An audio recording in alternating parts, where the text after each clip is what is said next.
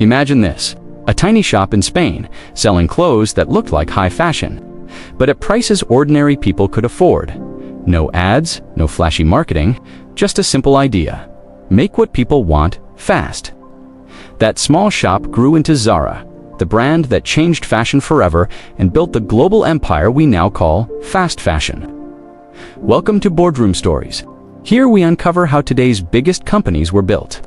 If you're new, hit like, subscribe, and stay with us because these stories are worth hearing. Zara's story begins in 1974 in the coastal city of A Coruña, Spain. Its founder, Amancio Ortega, was the son of a railway worker.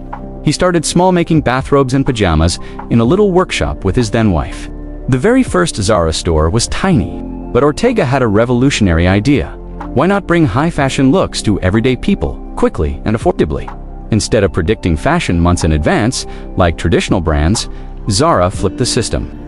They watched what people wanted in real time, then designed, produced, and delivered new clothes to stores in just 2 to 3 weeks. This speed was unheard of in the 70s and 80s. While other fashion houses were locked into long seasonal cycles, Zara could adapt overnight. If a style sold out, it was gone. If it flopped, it disappeared fast. This sense of urgency made customers rush to Zara stores knowing new styles could vanish within days. Shoppers started coming back more often, just to see what was new. But here's the surprising part: Zara hardly spent money on advertising. Instead, Ortega poured everything into supply chain and logistics. Factories were kept close to Spain, distribution centers worked with military precision, and designs moved from sketch to store faster than anyone else in the business. By the 1990s, Zara had spread across Europe, and in 1985, Ortega formed the parent company Inditex. Today, one of the largest fashion groups in the world, Inditex now owns brands like Massimo Dutti, Pull and Bershka, Stradivarius, and more. But Zara has always been its crown jewel. When Zara entered the United States in 1989 and Asia in the 90s, the fashion world realized something. This wasn't just another clothing store. This was a system: fast fashion at a global scale. Of course, Zara has faced challenges. Critics say fast fashion creates enormous waste, encourages overconsumption, and even raises questions about labor practices. In recent years, Zara has promised to push sustainability, aiming for more eco-friendly fabrics and recycling initiatives.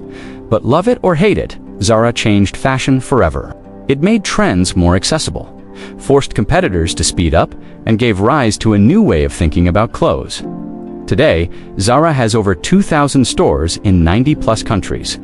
It is a symbol of how one small shop in Spain grew into a retail empire worth billions.